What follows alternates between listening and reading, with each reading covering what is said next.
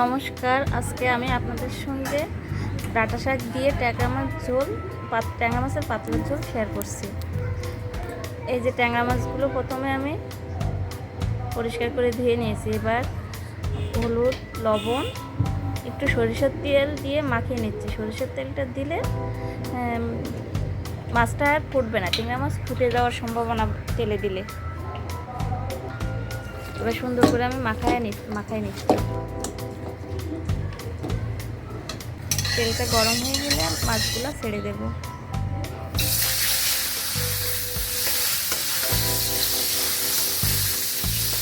ট্যাংরা মাছটা একটু ভাজা হয়ে গেলে সরষের তেল দিয়ে দেবেন। ট্যাংরা মাছ কিন্তু আর ফুটছে না।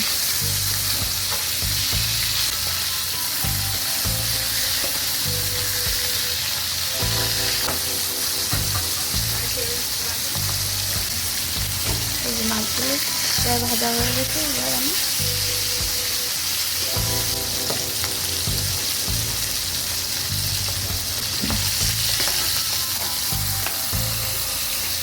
তুলে নিচ্ছি।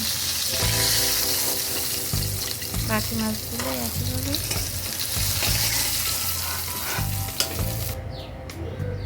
মাছগুলো একইভাবে ভেজে নেব।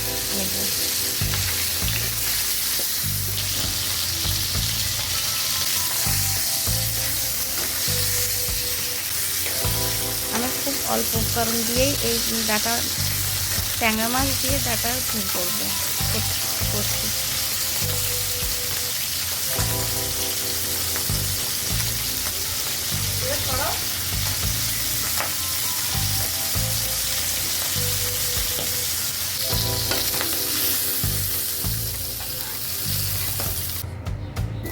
এবার আলুগুলো ভেজে নিচ্ছি।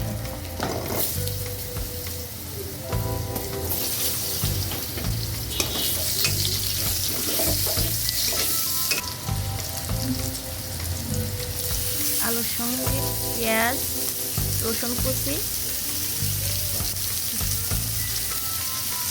দিয়ে দিচ্ছি। এগুলো একসঙ্গে ভেজে নেব।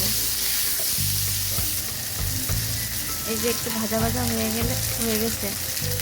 এবার একটু হালকা তেল দিয়ে দেব।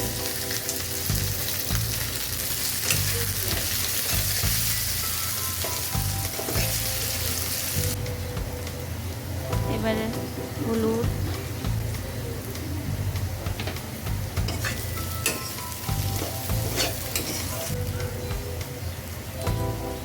গোটা জিরা দেব,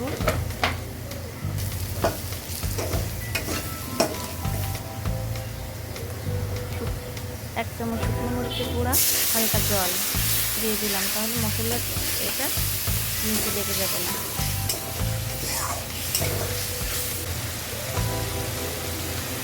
লবণ দিলাম, হালকা জিরা গুঁড়ো।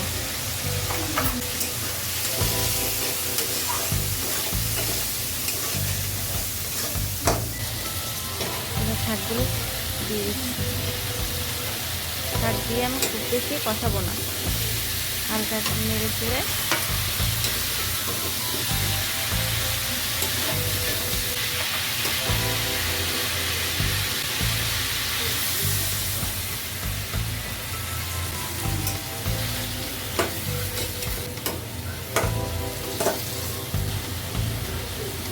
উপর দিয়ে ঝালগুলো দিয়ে দিলাম। এবার জল দিয়ে দিচ্ছি।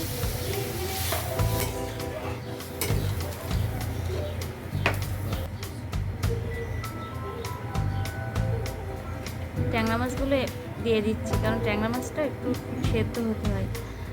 জালে দিয়ে দিচ্ছি।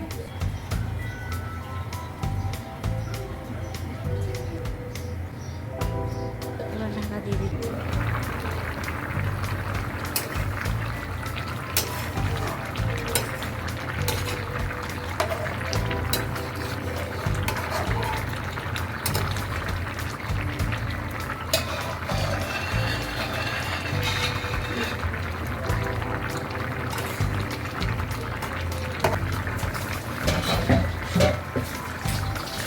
এই দেখুন প্রায় হয়ে আসছে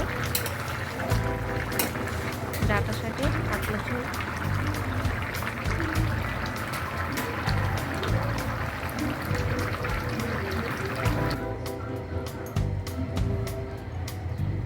হয়ে গেছে, এবার আমি নামিয়ে নিলাম।